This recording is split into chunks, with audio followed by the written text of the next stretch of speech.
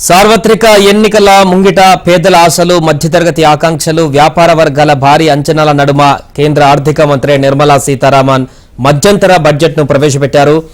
ఉదయం 11 గంటలకు లోక్సభలో కేంద్ర బడ్జెట్ను ప్రవేశపెట్టి సుదీర్ఘంగా ప్రసంగించినటువంటి నిర్మలా సీతారామన్ అనేక అంశాలను ప్రస్తావించడం జరిగింది. బడ్జెట్ కేబినెట్ ఆమోదం తెలిపినటువంటి తర్వాత ఆమె లోక్సభలో ప్రసంగించడం జరిగింది. గతేడాది మాదిరిగానే ఈసారి కూడా పేపర్లెస్ బడ్జెట్ ని ప్రవేశపెట్టారు. మేక్ ఇన్ ఇండియా స్ఫూర్తితో తయారు చేసినటువంటి ట్యాబ్ ద్వారా మంత్రి బడ్జెట్ ను చదివి వినిపించారు. నిర్మలా సీతారామన్ బడ్జెట్ ను ప్రవేశపెట్టడం వరుసగా ఇది 6వసారి. దీంతో మాజీ ప్రధాని మొరార్జీ దేశాయ్ రికార్డును సమన్ చేశారు. ఆమె 6వసారి బడ్జెట్ ప్రవేశపెట్టి దేశంలో తొలి పూర్తి స్థాయి మహిళా ఆర్థిక మంత్రిగా ఘనత సాధించారామె. 2019 జూలై నుంచి ఇప్పటి వరకు 5 సార్లు పూర్తి స్థాయి బడ్జెట్ కూడా ఆమె ప్రవేశపెట్టడం జరిగింది. ఇక బడ్జెట్ వివరాలు కనుక చూసుకున్నట్టయితే అనేక అంశాలను కూడా ఈ యొక్క బడ్జెట్ లో ప్రస్తావించడం జరిగింది. ముఖ్యంగా కొన్ని నెలల్లోనే సాధారణ ఎన్నికలు ఉన్నటువంటి సందర్భంలో ఈ బడ్జెట్ పైన కూడా అందరికీ అంచనాలు ఏర్పడ్డాయి. 2024-25 ఆర్థిక సంవత్సరానికి గాను ఈ రోజు ప్రవేశపెట్టినటువంటి ఈ బడ్జెట్ పైన కూడా దేశవ్యాప్తంగా ఉన్నటువంటి వివిధ వర్గాల ప్రజలందరూ కూడా ఆసక్తిగా ఎదురు చూస్తారు. ముఖ్యంగా ఆదాయ పన్నుకు సంబంధించి ఎలాంటి నిర్ణయాలు తీసుకుంటారు, తాత్కాలిక బడ్జెట్ అయినప్పటికీ కూడా దీనికి సంబంధించి ఎలాంటి నిర్ణయాలు వెలువడతాయి అనేటువంటి ఒక ఆశాజనకమైనటువంటి చూపులైతే అందరికీ కనిపించాయి. దానికి తగ్గట్టుగానే ప్రత్యక్ష పన్నుల వసూళ్లు 3 రెట్లు కూడా పెరిగాయి. పన్ను చెల్లింపుదారుల సొమ్మును కూడా దేశాభివృద్ధికి వినియోగిస్తామంటూ కూడా ప్రకటించారు నిర్మలా సీతారామన్. అదేవిధంగా కొత్త పన్ను విధానంలో 7 లక్షల వరకు కూడా ఎలాంటి పన్ను లేదంటూ కూడా ఈ యొక్క బడ్జెట్ ప్రసంగంలో వెల్లడించారు ఆమె. ఇక అలాగే 2024-25 సంవత్సరానికి గాను ఆర్థిక మంత్రి నిర్మలా సీతారామన్ బడ్జెట్ ప్రవేశపెట్టి గంట పాటుగా ప్రసంగించారు. ఎఫ్డిఐ పెట్టుబడులు పెరిగాయి, విదేశీ పెట్టుబడులకు ఇది స్వర్ణ యుగమంటూ కూడా ఆమె వెల్లడించడం జరిగింది.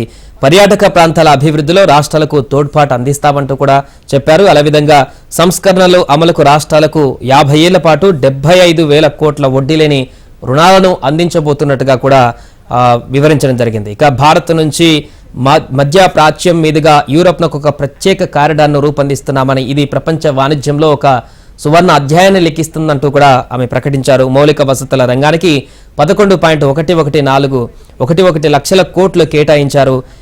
డెమోగ్రఫీ, డెమోక్రసీ, డైవర్సిటీ మూల సూత్రాలుగా భారత్ ముందడుగు వేస్తుందంటూ ప్రకటించారు. 2047 నాటికి ఏర్పాటు చేసుకున్నటువంటి లక్ష్యాలు సాధించేటువంటి దిశగా ముందడుగు వేస్తున్నామంటూ కూడా ఆమె చెప్పడం జరిగింది.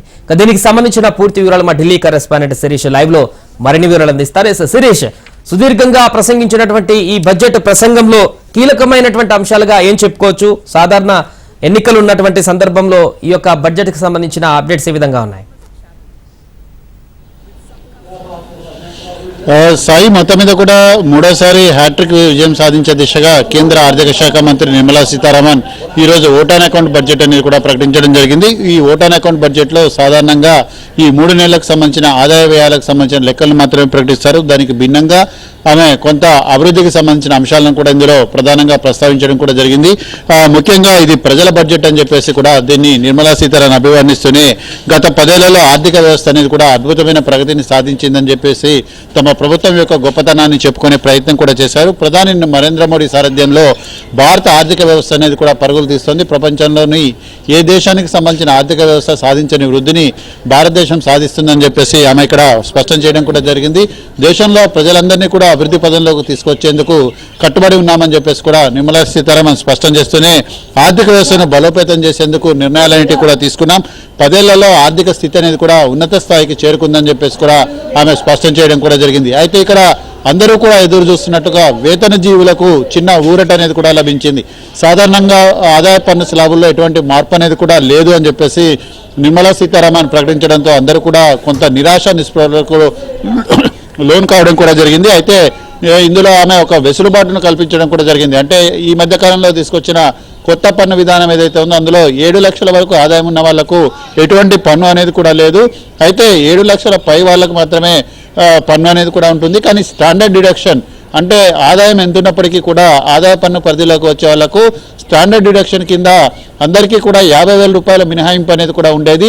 అయితే దీన్ని 75,000కు పెంచుతూ నిర్ణయం కూడా తీసుకోవడం జరిగింది. అంటే దాదాపు 25,000 రూపాయలకు సంబంధించిన రిబేట్ అనేది కూడా ప్రతి పన్ను వినియోగదారునికి ఇవ్వడం కూడా జరిగింది. ఇది ఎవరికైతే 8 లక్షల లోపు అంటే 7,50,000 లోపు కానీ 7,30,000 లోపు ఆదాయం ఎవరికైతే ఉంటుందో వాళ్లకు కొంత దీనివల్ల ఊరట అనేది కూడా లభించే అవకాశం కూడా ఉంది. అయితే ప్రత్యక్ష పన్నులన్నిటి కూడా 3 రెట్లు పెరిగాయి.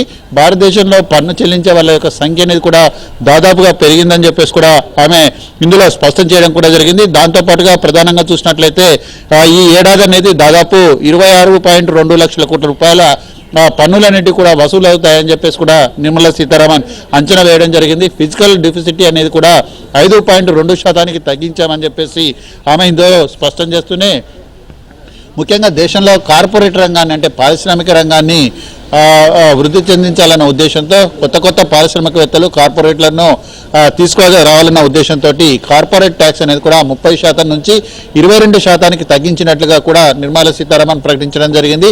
దాదాపు 8% ట్యాక్స్ అనేది కూడా కార్పొరేట్లకు తగ్గించడంతో కార్పొరేట్ రంగంలో బడ్జెట్ పైన హర్షాతిరేకాలన్నిటి కూడా వ్యక్తమవుతున్నాయి. అయితే ప్రత్యక్ష పరోక్ష పన్ను విధానంలో ఎటువంటి మార్పు అనేది కూడా లేదు అని చెప్పేసి కూడా ఇక్కడ నిర్మలా సీతారామన్ ప్రకటించడం అనేది కూడా జరిగింది. దాంతోపాటుగా చూసినట్లయితే ఆదాయ పన్ను స్లాబులన్నిటి కూడా యథావిధిగానే ఉంచుతాము.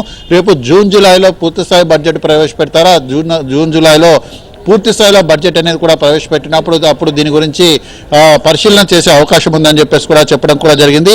అదేవిధంగా 2023-24 నాటికి రెవెన్యూ ఆదాయం అనేది దాదాపు 30 లక్షల కోట్లన్నిటి కూడా వస్తుంది.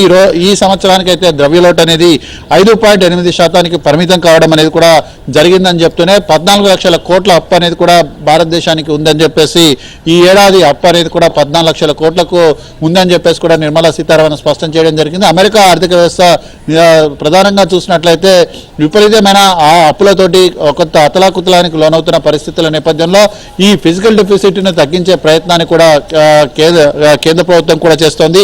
సబ్కా సాత్ సబ్కా వికాస్ సబ్కా విశ్వాస్ అనే మంత్రంతో మేము ముందుకు వెళ్తాం. నూతన సంస్కరణలతోటి కొత్త పారిశ్రామికవేత్తలు అనే వాళ్ళు దేశంలో పుట్టుకొచ్చారు. వాళ్ళను ప్రోత్సహించే విధంగా పారిశ్రామిక విధానం అనేది కూడా ఉండాలి.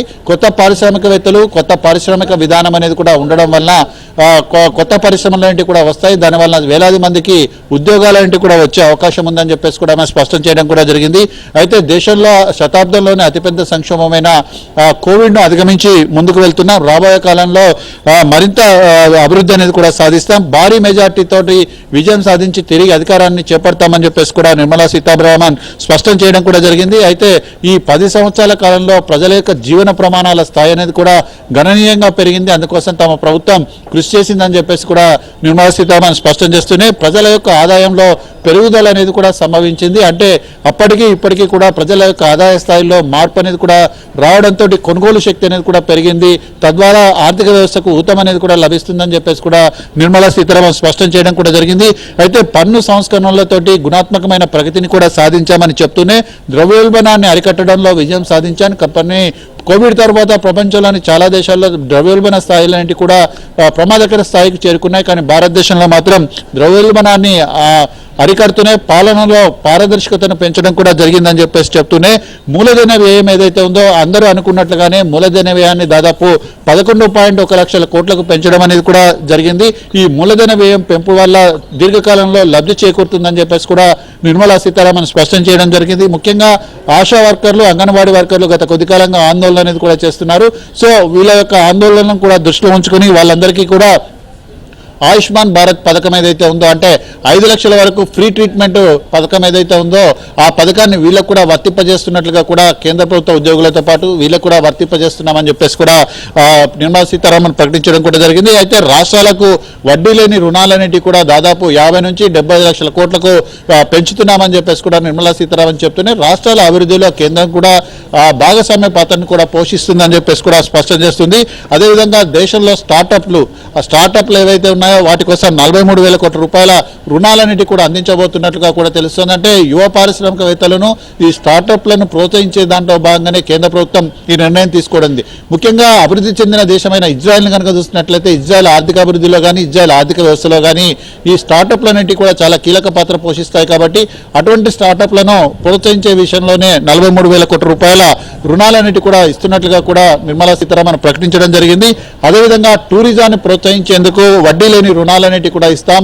అయితే ముఖ్యంగా ఈ టూరిజానికి సంబంధించిన కొత్త కొత్త ప్రాజెక్టులు ఎవరైతే చేపడతారో వాళ్ళందరికీ కూడా ఈ వడ్డీ లేని రుణాలన్నిటి కూడా లబ్ధి చేకూరుస్తాయని చెప్తూనే దేశంలో టూరిజం రంగాన్ని ప్రోత్సహించే దిశగా కేంద్ర ప్రభుత్వం చర్యలన్నిటి కూడా తీసుకుంటుంది. ఈ టూరిజం రంగాన్ని ప్రోత్సహించడం ద్వారా లక్షలాది మంది యువతకు ఉద్యోగ ఉపాధి అవకాశాలన్నిటి కూడా లభించే అవకాశం ఉంది.